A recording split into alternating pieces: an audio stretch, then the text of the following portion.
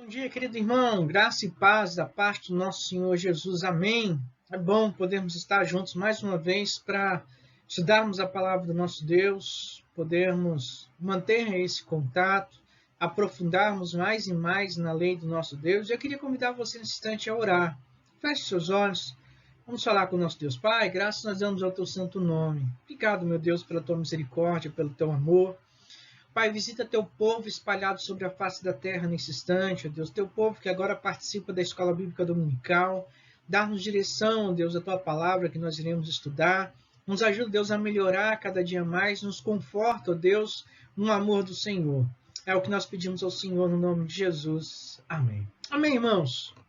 Nós vamos dar continuidade, então, ao estudo de Atos dos Apóstolos. A lição que nós vamos estudar essa manhã é a lição de número 9. Pedro, salvação para todos. O alvo da nossa lição, nós temos aí, saber compreender quão importante para Deus são as almas, independente de raça ou cultura, Nós vamos ver, irmãos, que nós temos uma responsabilidade diante do Senhor, na grande comissão, quando Ele nos mandou pregar o Evangelho do Senhor, e nós não podemos fazer acepção de pessoas. Todas as almas são importantes para o Senhor. Deus tem um projeto especial e um propósito para que os homens se arrependam, encontrem perdão por seus pecados e assim possam viver diante do Senhor.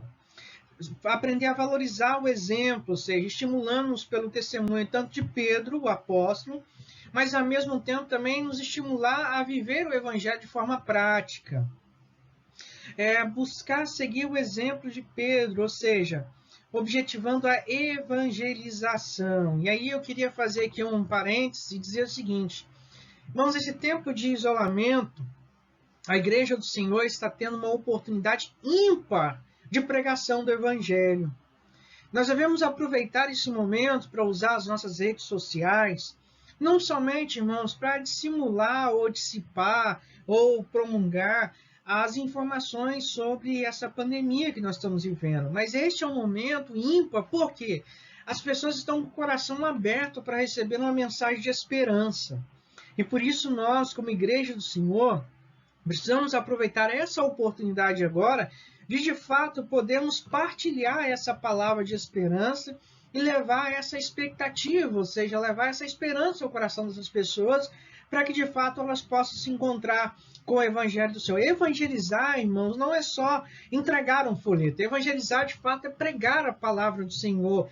E louvado seja o Senhor pela oportunidade que nós temos de hoje podermos usar as mídias sociais para podermos, então, pregar a palavra de Deus e espalharmos, então, o Evangelho aos 4 cantos do mundo. Então, nós vamos ver, nesse sentido, que, de fato, a importância que tem os perdidos para Deus, e valorizar a questão do exemplo de Pedro, e também sermos estimulados a, como Pedro, a nos despir muitas vezes do nosso comodismo e fazermos a vontade do Senhor, e buscar também viver dessa maneira, com o objetivo de evangelizar as pessoas através do nosso.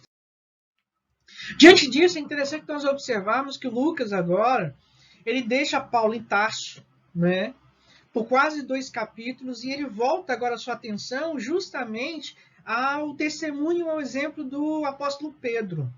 Aí ele vai colocar 2 grandes questões sobre o apóstolo Pedro. Primeiro são os milagres que Pedro vai operar, Pedro vai curar um paralítico, Enéas. Pedro vai ressuscitar uma mulher que estava morta, Dorca.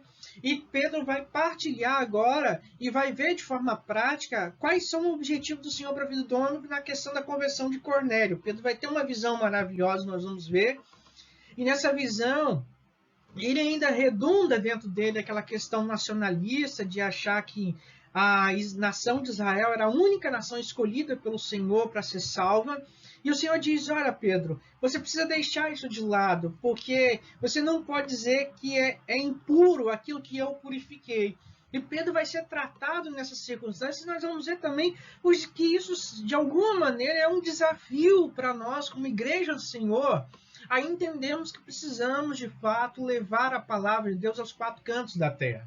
Precisamos levar a palavra de Deus, independente de onde Deus está nos mandando ir, e certo de que o Senhor está no controle de todas as coisas, que o Senhor dirige os passos nossos e que nós precisamos ter isso em mente.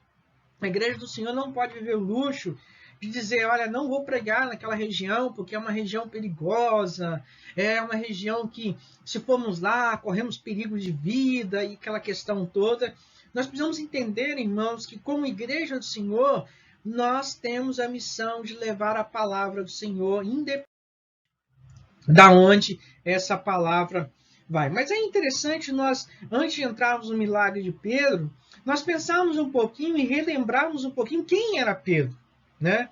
Pedro foi um dos grandes líderes da igreja, mas Pedro foi lapidado pelo Senhor Jesus aos poucos.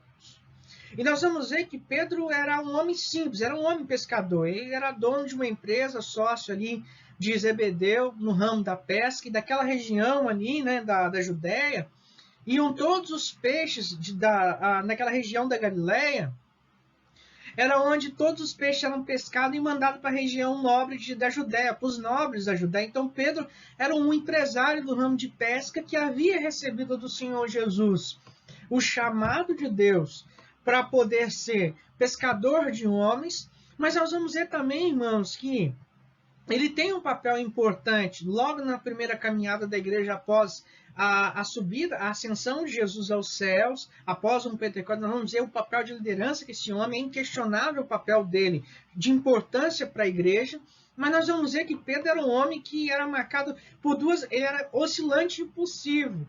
A impulsividade dele nós vemos naquele, quem diz que eu sou? Ele disse, Senhor, tu és o Filho de Deus vivo, reafirmando a autoridade de Cristo, reconhecendo que ele era o Messias.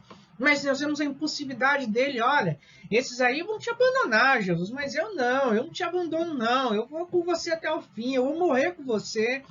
E aí, nós vemos dessa maneira a impulsividade dele de quando tira a espada, corta a orelha do servo, a impulsividade dele quando quer andar sobre o mar. E essas questões mostram que ele era um homem impulsivo, mas ele era um homem oscilante. Quando Jesus é preso no Getsemane, ele segue Jesus à distância. Ele, quando é questionado, ele não afirma sua fé, ele meio que se esconde, temeroso, e aí ele acaba negando a Cristo Jesus. Depois, lógico, ele é perdoado, é restaurado e é transformado, mas ele também é oscilante porque ainda dentro dele havia muito daquela questão judaica, daquela questão nacionalista de achar que a pregação do evangelho deveria ser anunciada somente a Israel. Somente o judeu poderia de fato receber essa mensagem da parte de Deus, receber então o evangelho da parte do Senhor. E dessa maneira nós percebemos essa questão. Mas o interessante, irmãos, da vida de Pedro é que Pedro foi um homem que fez milagres. E se você ler aí Atos capítulo 9, versículos 32 a 43, e o texto áureo da nossa lição, e o texto-chave, é Atos 11, 17, que nos diz, pois se Deus deu a eles o mesmo dom que tinha dado a nós quando cremos no Senhor Jesus, quem era eu que pudesse resistir a Deus? Mas aí nós vamos ver que Pedro imitou a Jesus na maneira de fazer esses milagres. E é importante que nós entendamos isso, nós fazemos aí a comparação aí desses textos, e aí alguns textos aí, nós temos aí Mateus 9,6, com Marcos 9,34, com Atos 9,34, Marcos 5,41, com Atos 9,40. E aí, está escrito Marcos aí, mas irmãos perdoem, que é Mateus, foi um erro aí de digitação aí. Mas Mateus 9,6 diz assim,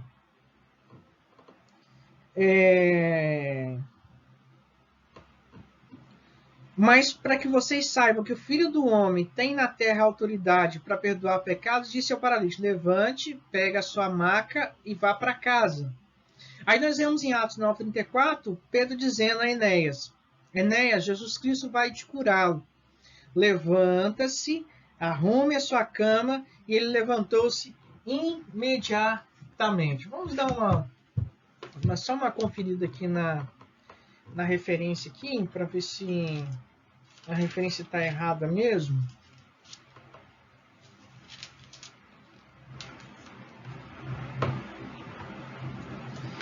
Isso, é Mateus 9,6 mesmo, irmãos. Foi só a digitação aí que ficou errado, irmãos. Me perdoem aí. Mas aí nós vamos ver essa similaridade. Da mesma maneira, nós vamos ver aí em Marcos capítulo 5, 41, quando Jesus diz, tomou-a pela mão, ele disse, Talita cumi, que significa, menina, eu te ordeno, levanta-se. E aí, em Atos 9, 40, nós vamos ver que Pedro vai se assimilar a Jesus seguindo o mesmo exemplo. E aí, capítulo 9, versículo 40, Pedro mandou que todos saíssem do quarto, depois de ajoelhou-se e orou, voltando-se para a mulher, disse, Tabita, levanta-se. Ela abriu os olhos e, vendo a Pedro, sentou-se. Então, nós vemos essa similitude e percebemos, de fato, que Pedro, ele imitou o exemplo de Jesus ao curar, então, essas pessoas, aí demonstrando, de fato, que a autoridade estava sobre ele, a autoridade estava sobre Jesus Cristo, ele era apenas o instrumento. Pedro fez milagres pelo poder de Jesus. E é importante nós termos isso em mente, porque ao fazer aquilo ali, ele não estava confiando nele mesmo, mas ele sabia que ele era apenas o vaso, ele era apenas o instrumento, ele era apenas o canal, o poder sobrenatural e que estava sendo operado ali, vinha da parte de Jesus, vinha da parte de Deus, e todas aquelas coisas vinham do Senhor. Então, aquilo que ele operava no nome de Jesus. Foi por isso que ele disse a Inés, Jesus Cristo quer te curar. Ou seja, não foi no nome dele, não foi para a glória dele, não foi pela autoridade que ele tinha como apóstolo, como líder da igreja, mas ele tinha como líder dos apóstolos, perdão, mas ele sabia muito bem que ele estava debaixo de autoridade, e essa autoridade era Cristo Jesus, e que ele era apenas o instrumento. Ele fez os milagres pelo poder de Jesus. Mas ambos os resultados eram para a glória de Deus. Então Pedro sabia que aquilo que ele estava fazendo era para a glória de Deus. As pessoas reconheceram Deus e glorificaram o Senhor pelo resultado dos milagres que foram operados pelo apóstolo. Pedro sabia que aquilo não era para ele, era para a glória de Deus. E tudo que fazemos no reino do Senhor é para a glória de Deus. É por isso, irmãos, que nós, ao servirmos ao Senhor, precisamos dar sempre o nosso melhor para o Senhor. Precisamos oferecer sempre o nosso melhor ao Senhor, para que tudo aquilo que nós fizermos seja para a glória de Deus, não é para nós. O reconhecimento não vai vir dos homens, o reconhecimento vai vir do Senhor. O reconhecimento não vai vir das pessoas, o reconhecimento vai vir de Deus. E nós precisamos dar o nosso melhor. Mas qual a aplicação que nós podemos fazer disso? Pedro se colocou como um instrumento de Deus, tendo Cristo como seu modelo de ação. Ao servir ao Senhor na igreja ou fora dela, o melhor caminho é imitar a Cristo Jesus. E aí, os irmãos vão lembrar de Filipenses, né? Capítulo 2, se eu não me engano, a partir do versículo 5, Paulo vai falar sobre essa questão, uma questão de esvaziarmos e termos em nós o mesmo sentimento que também houve em Cristo Jesus, ou seja, nós somos os instrumentos nesse reino. O que faz a diferença não é a nossa capacidade de anunciar, mas é a nossa capacidade de nos esvaziar para sermos preenchidos pelo poder de Deus e entender que, ainda que façamos um milagre, esse milagre não é de nós, não é da nossa ação. Esse milagre é pela vontade de Deus, pelo poder de Deus. E nós devemos ter como a sua ação o modelo de Cristo Jesus. Nós devemos seguir a Cristo, imitar a Cristo, seja na igreja, seja fora da igreja. Cristo é o nosso modelo de amor, nosso modelo de serviço, nosso modelo de ministério, nosso modelo de obediência, nosso modelo de submissão, nosso modelo de entrega, nosso modelo de sacrifício, nosso modelo de como ser pai, nosso modelo de como ser profissional, nosso modelo de como servir, e nós precisamos então, de fato, imitar a Cristo Jesus dessa maneira e tendo ele como o nosso exemplo. Ok, irmãos? Se você tem alguma dúvida, comenta aí no vídeo agora. Ou manda pelo WhatsApp, nós vamos aí responder as suas dúvidas. Mas é importante nós termos instrumento. Nós somos instrumentos. Quem é o nosso modelo de ação? Aquilo que Jesus fez. Quem nós devemos imitar? Aquilo que é Cristo Jesus. Ou seja, devemos imitar a Cristo. Mas Pedro foi chamado por Cornélio centurião. E aí, irmãos, é interessante que Pedro estava numa atividade ministerial muito intensa. E ele parou um pouco em Jope, na casa de um Simão. Esse homem era curtidor. E aí começa a quebrar alguns paradigmas, porque o judeu não poderia estar num lugar impuro. E curtidor é curtir couro, é de animais mortos. E Pedro estava ali, na casa, nesse ambiente assim que é considerado pelos judeus como um ambiente impuro, impróprio para um judeu estar. E enquanto ele estava ali aguardando ali a comida ser preparada, ele subiu para o terraço para orar e vai acontecer algumas coisas com ele. Mas é interessante que do outro lado, nós vamos ter um homem chamado Cornélio. Ele era um centurião, ou seja, ele liderava 100 soldados, mas era um homem temente a Deus. Nós podemos deduzir, então, que ele tem adotado algumas práticas do judaísmo, mesmo sem conhecer a palavra do Senhor, sem ter se convertido. Mas, além do testemunho sobre a vida deste homem, Cornélio, temos também o testemunho de toda a família dele.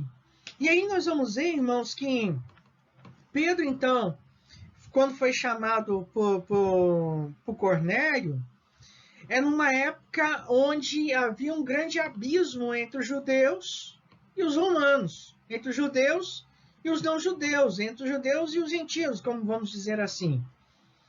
E esse preconceito foi criado justamente por uma interpretação errada, pois Israel defendia a tese de que eles eram uma nação eleita pelo Senhor, separada pelo Senhor, e que a salvação era somente para eles. A salvação era deles. Eles não deveriam partilhar essa salvação com os outros. Eles iriam dominar o mundo porque eram a nação separada pelo Senhor. E por conta disso, eles não cumpriram a missão de ser um instrumento de Deus, de levar as boas novas às outras nações e se tornaram uma nação exclusivista. Ou seja, a bênção de Deus é para nós. É por isso, irmãos, que enquanto igreja, nós precisamos tomar muito cuidado para também não nos tornarmos um povo exclusivista, ou seja, uma vez que eu recebi a salvação, eu não me preocupo mais com aquelas pessoas que estão perdidas, e por isso eu acabo guardando tudo para mim, porque eu acho que eu fui eleito, que eu fui predestinado, que eu fui separado, que eu fui salvo, então eu não tenho mais nenhum compromisso com o reino. Pelo contrário, nós recebemos a salvação para podermos compartilhar dessa salvação com as pessoas, levar as boas novas. E aí, irmãos, eu volto batendo na tecla de novo da oportunidade. Nesse momento que nós estamos vivendo essa parte do isolamento, é a oportunidade de nós vivermos isso. Porque muitas das vezes nos tornamos exclusivistas, estamos preocupados com a nossa família. Não, eu vou me trancar em casa, porque eu não posso me contaminar. Mas aí não me preocupo de oferecer ajuda quando eu vou ao supermercado para os irmãos mais idosos, para os outros irmãos, para o meu vizinho, para a minha vizinha, para um amigo. Não me preocupo em poder ajudá-lo e demonstrar de fato que Jesus transformou a minha atitude e eu sou uma nova criatura. E nesse sentido, então, é o que nós vamos ver, que Deus planejou uma visão para Cornélio, um gentio, e um anjo ordenou a Cornélio que mandasse buscar Pedro, um judeu. E o que é interessante disso aí, irmãos, é que o centurião obedeceu e mandou 2 empregados e soldados piedosos até Pedro, para buscar Pedro, para trazer Pedro aquele negócio. E qual a aplicação que nós fazemos trazer isso para a nossa vida? Podemos ser surpreendidos, irmãos, com alguma situação em nossa vida, coisas que jamais imaginávamos acontecer conosco. Nessa hora, o melhor fazer é orar e esperar para entender o que Deus quer de nós. E aí é importante nós termos em mente, Deus, que quando Deus quer falar, Ele pode usar o que Ele quiser. Até as pedras Ele pode usar para falar algo para nós, para que nós possamos nos atentar para aquilo que nós não queremos ver.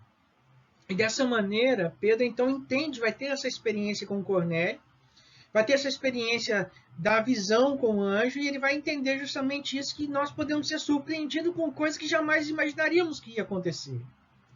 Quando nós iríamos imaginar que, de repente, o povo que tanto satirizou a igreja do Senhor, de repente agora está aberto, né? Nós vemos tantos vídeos aí de condomínios, de pessoas cantando louvores ao Senhor, orando, clamando pela misericórdia, e que no carnaval, como nós vimos, ridicularizou a Cristo Jesus, fez uma sátira aí com o Evangelho. São coisas que nós nunca imaginávamos que ia acontecer. Por isso que hoje nós precisamos orar e esperar em Deus para que Deus nos ajude a entender o que Ele quer de nós. E de princípio, o que eu posso dizer é que a primeira coisa que Deus quer de nós é que nós repensemos a maneira como nós temos sido cristãos. Nós precisamos pregar a palavra de Deus, nós precisamos nos mover, irmãos. Nós precisamos ir além e anunciar a palavra do nosso Deus. Irmãos, Pedro recebe então uma visão extraordinária. Deus agiu de um lado com Cornélio, né? Mas Deus vai agir agora na vida de Pedro. E aí é interessante que Pedro vai ter uma visão de um grande lençol que vai descer do céu, né? Baixando pelas quatro pontas, e dentro dele toda a sorte de espécies de quadrúpede, de répteis, de aves do céu, impuras e impuras. E ele recebe a ordem, então, para que ele deveria comer daqueles animais, matasse aqueles animais e comesse. E pelo temperamento judaico de Pedro, ele não vou tocar nada impuro, eu sou judeu, sou separado, eu não posso tocar aquilo que é impuro. E o anjo diz assim, não considere impuro aquilo que Deus purificou. E aí Pedro, então, que estava ali, tendo aquela visão, começou a pensar, e o que significa isso? O que é que Deus está querendo dizer com isso? O que é que Deus está querendo me ensinar com isso? O que quer dizer que não considere impuro aquilo que Deus já purificou? Mas cadê as leis de Moisés? Cadê as leis de purificação? Que dizia que eu não posso tocar nenhum animal imundo, que ficaria imundo por 7 dias e tal, aquela questão toda.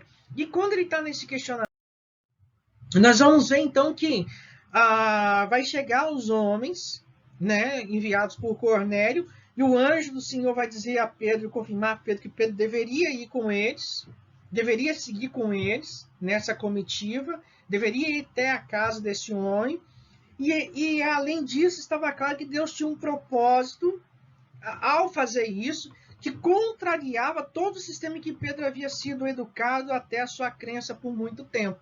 Ou seja, Deus, o desejo de Deus para a vida do homem é salvação. É o homem que muitas vezes, por conta do seu pecado, ele escolhe a morte para si mesmo.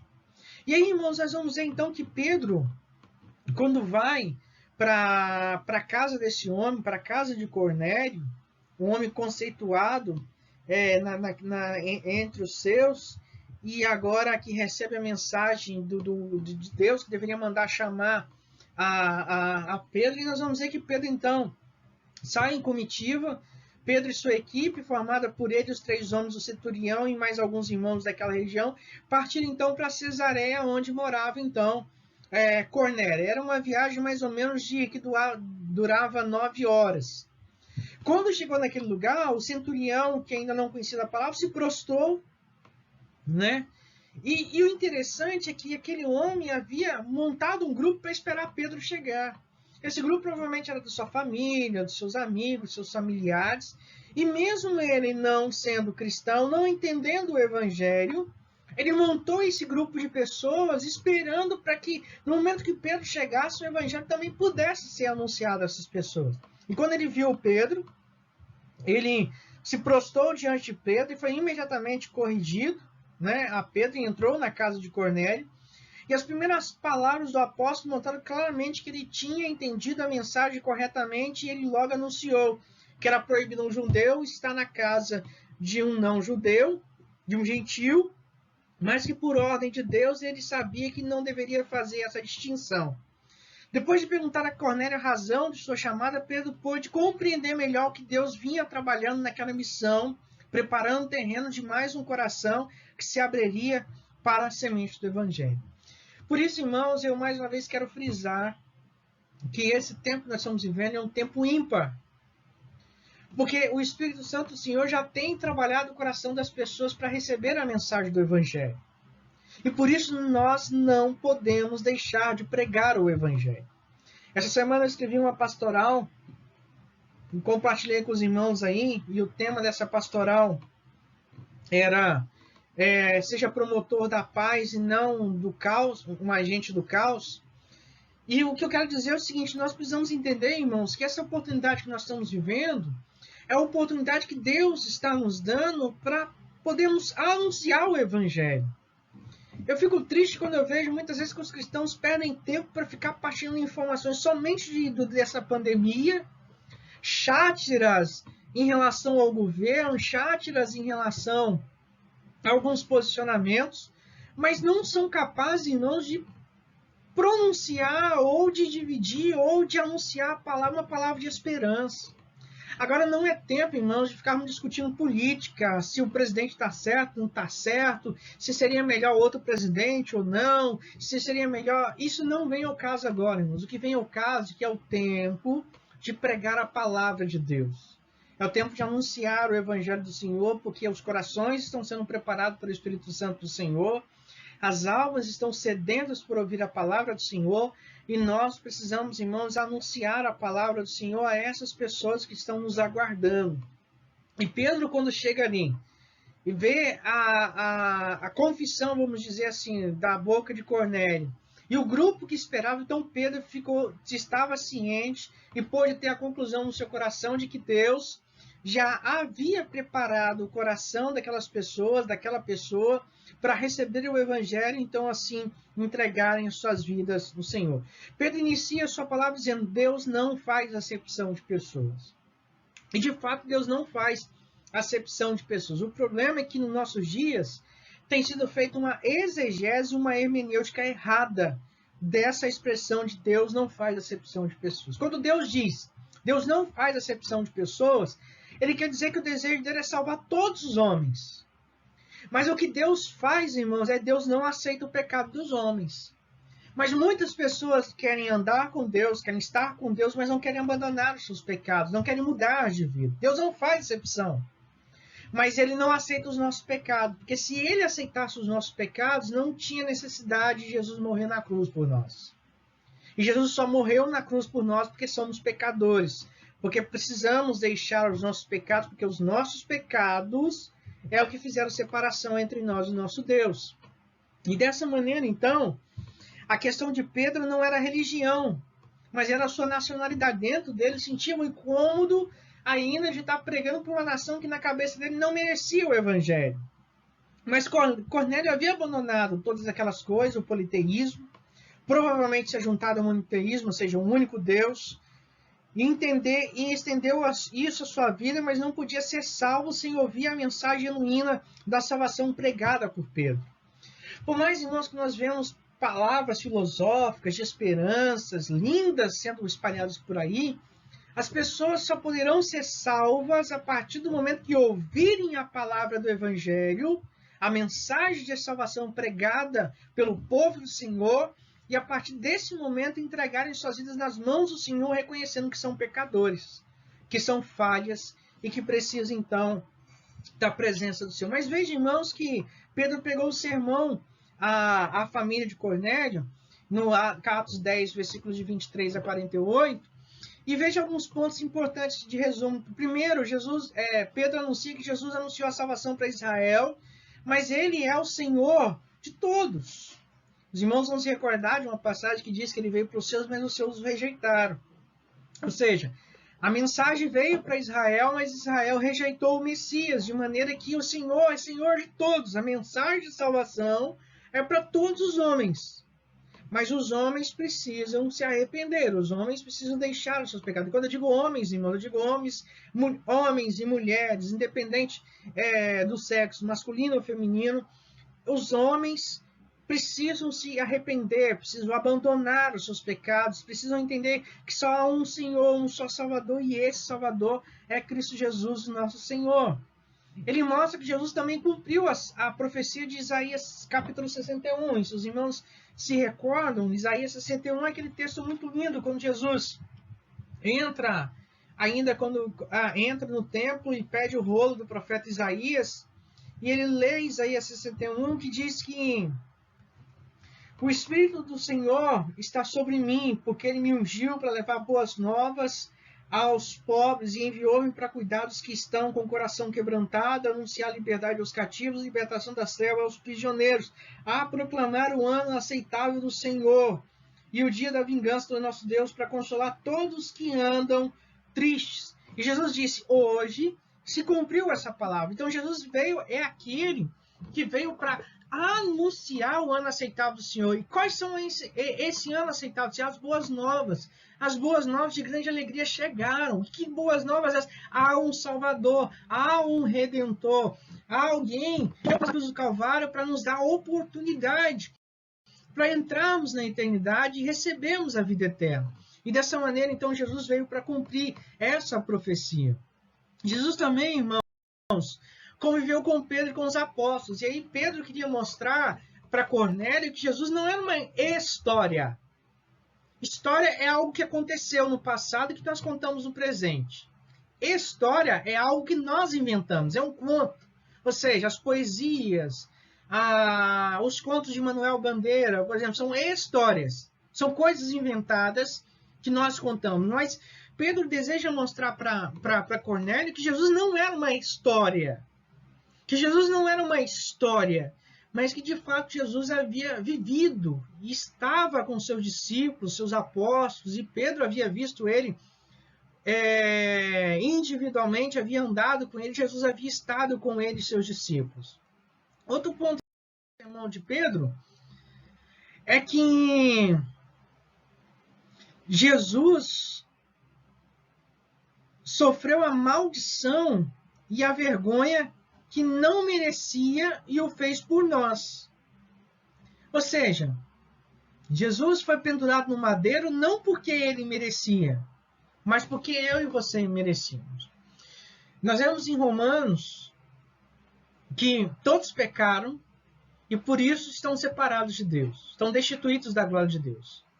Aí depois, em Romanos ainda, diz que o salário do pecado é a morte. Ou seja, a recompensa para o pecado do homem é a morte. Mas o dom gratuito de Deus é a vida. E aí Jesus sofreu a maldição por nós, pois a Bíblia fala que o maldito era aquele que morresse no madeiro. Mas Jesus assumiu o nosso lugar naquela cruz. Ele assumiu a nossa vergonha. Por isso que o profeta Isaías, quando começa lá a partir do capítulo 40 a falar do servo sofredor, em dado momento ele começa a dizer que ele foi levado ao matadouro como ovelha, em silêncio, levou sobre si as nossas dores, levou sobre si as nossas enfermidades, se fez ofensa em nosso lugar. Não que ele se tornou pecador, mas ele assumiu o preço do nosso pecado naquela cruz, para nos mostrar, irmãos, o plano de Deus e os propósitos do Senhor na nossa vida, né? Mas outro ponto interessante aí do sermão de Pedro é que Pedro mostra que Jesus ressuscitou e foi visto por muitos. E quantas autoridades judaicas e farisaicas diziam que, na verdade, foram os discípulos que haviam roubado o corpo de Jesus e como tentaram matar Lázaro para acabar com a evidência do milagre de que ele havia ressuscitado e para dar valor e veracidade à ressurreição que Jesus havia operado na vida de Lázaro, ele mostra para Cornélio que de fato Jesus ressuscitou e que ele foi visto por muitos. Que ele sim foi pregado no madeiro, que ele sim morreu, ele esteve morto por 3 dias, que ele sim ressuscitou ao 3º dia e foi visto por muitos. E que hoje ele vive e está assentado à destra do Pai, está com o Pai na eternidade e hoje também intercede por nós. Mas também outro ponto do sermão de Pedro é que Jesus formou discípulos para que o evangelho fosse conhecido por todos nós. E aí, irmãos, só é discípulo de Jesus, ok? Só é discípulo de Jesus aquele que verdadeiramente vive conforme o padrão de Jesus. Aquele que ama como Jesus. Aquele que pratica o amor de Jesus.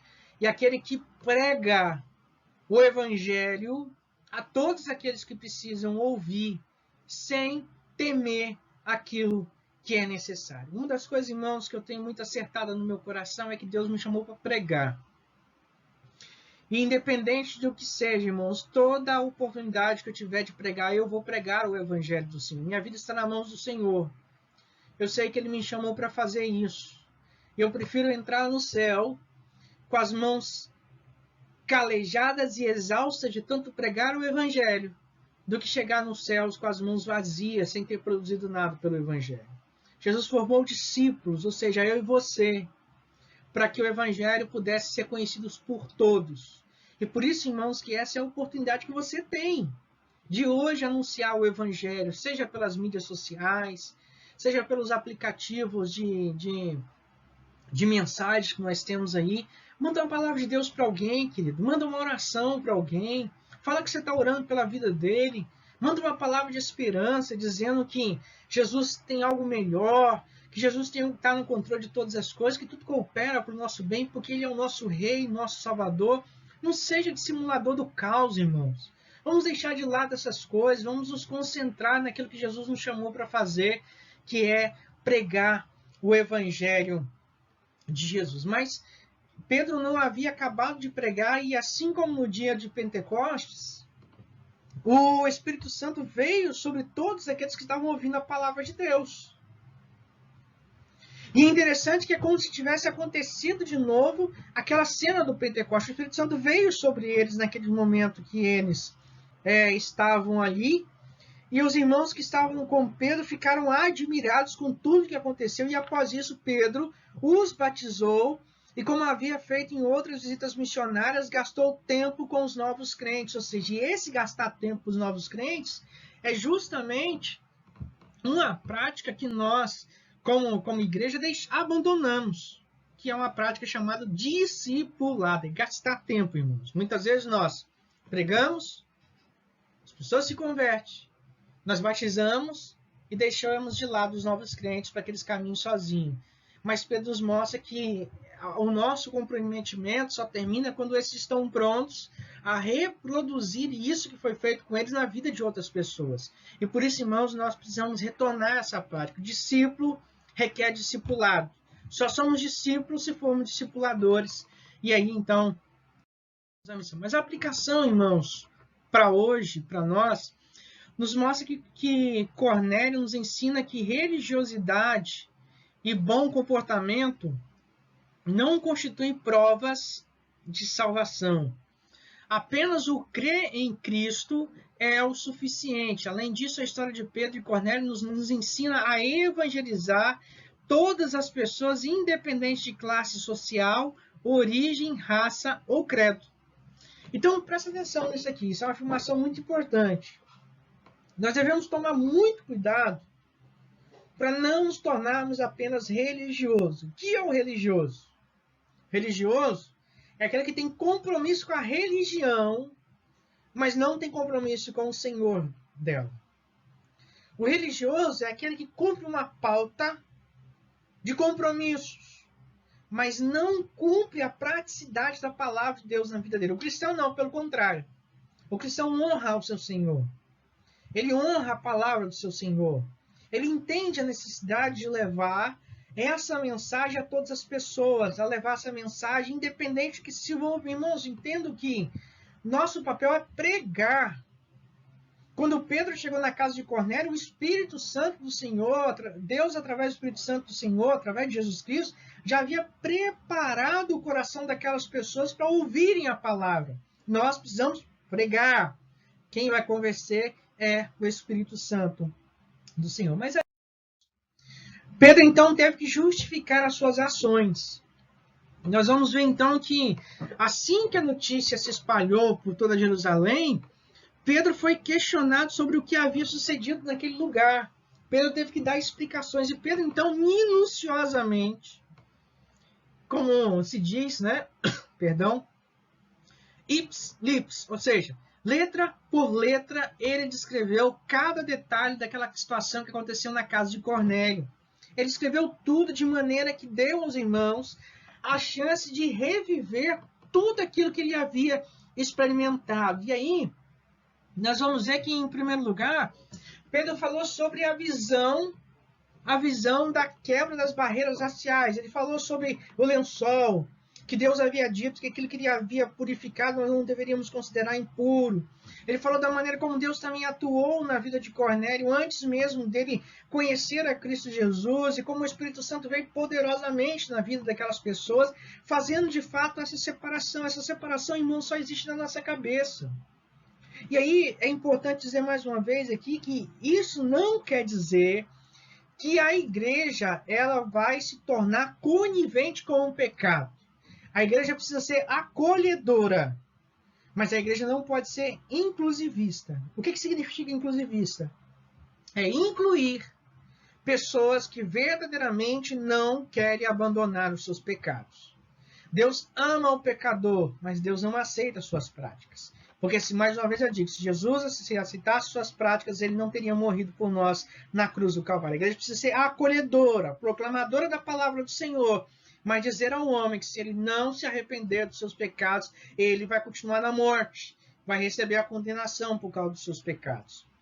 Mas aí Pedro mostra também a ordem para seguir o servo de Cornélio, também veio de Deus. Depois de ele falar sobre toda essa visão, ele fala como Deus foi descrevendo cada detalhe, preparando cada coisa. Trabalhou no coração de Cornélio, trabalhou no coração de Pedro, mandou o anjo para falar com Pedro. Pedro, vai filho, vai meu filho.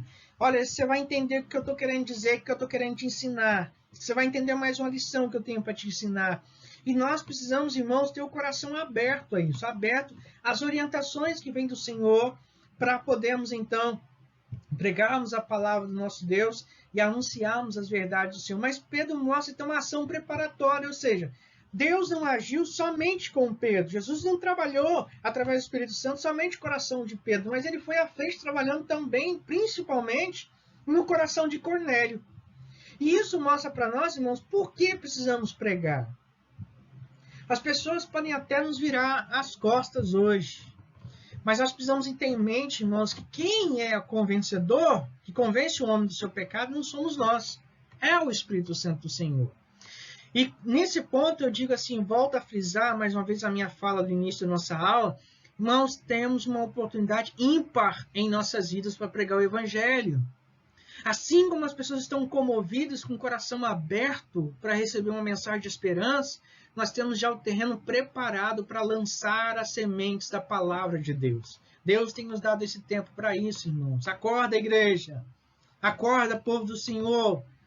Vamos acordar, irmãos, e nos concentrar naquilo que o Senhor nos chamou. E aí Pedro fala como o Espírito Santo visitou aqueles irmãos poderosamente. E, ó, irmãos, eu digo para vocês, como nós precisamos da visita poderosa do Espírito Santo em nós. Eu não creio nessa visão fatalista, né? Mas eu creio que Deus tem nos dado esse tempo como uma forma de despertar a igreja que está dormindo. A igreja deixou o fervor morrer, deixou o fervor se acabar. E por isso, irmãos, nós precisamos ter esse entendimento de que esse é um tempo que o Senhor tem nos chamados para acordar, um tempo para orarmos mais, um tempo para meditarmos mais, um tempo para valorizarmos o tempo em família, um tempo para valorizarmos o tempo de ajuntamento, valorizarmos melhor as coisas de Deus. E nós precisamos sim, irmãos, desse tempo. E quando o Espírito Santo veio sobre aquele povo, a semelhança do dia de Pentecostes foram muitas, e depois disso tudo, de muitas perguntas, os irmãos aceitaram as explicações de Pedro e louvaram Senhor. Amém, irmãos? Estamos aí, então, caminhando para a conclusão da nossa aula. Mais uma vez, se você tem dúvida, deixa aí no comentário do vídeo, manda pelo WhatsApp aí suas dúvidas. Mas Lucas nos ensina, irmãos, por essa narrativa, principalmente que Deus quer alcançar os seus, independente de raça ou costumes. O Evangelho é suficiente para alcançar tanto opositores, como o exemplo do apóstolo Paulo, como simpatizantes, como o exemplo de Cornélio, pois não me envergonho do Evangelho, porque é o poder de Deus para a salvação, tanto daquele que crê, primeiro do judeu e também do grego. Que Deus nos abençoe, que Deus nos guarde, que Deus nos livre de todo mal e nos ajude como a igreja do Senhor a pregarmos as boas novas em dias que não existe esperança. Que Deus te abençoe, querido. Espero que essa aula tenha sido proveitosa para você, edificante para você, e que Deus guarde a sua vida. Eu quero convidar você mais uma vez a orarmos nesse momento. Vamos fechar os nossos olhos, vamos falar com o nosso Deus. Pai, graças nós damos ao teu santo nome. Obrigado, meu Deus, pela tua misericórdia. Obrigado, meu Deus, pelo teu amor. Tua palavra nos mostra, Deus, que o projeto do Senhor é para todos. O Senhor deseja que a mensagem seja pregada a todos. O Senhor tem um plano de salvação para todos. E por isso, como igreja do Senhor, precisamos ser despertados nesse dia, ó Deus, para pregarmos o teu evangelho. Fica conosco, ó Pai. Nos abençoe. Aplique essa palavra nos nossos corações. Em nome de Jesus. Amém. Amém, querido. Deus te abençoe. Deus te guarde. Recebe um abraço virtual. E espero em Deus logo poder dar um abraço pessoalmente em você. Deus te abençoe e até a nossa próxima aula. Ide em paz, em nome de Jesus.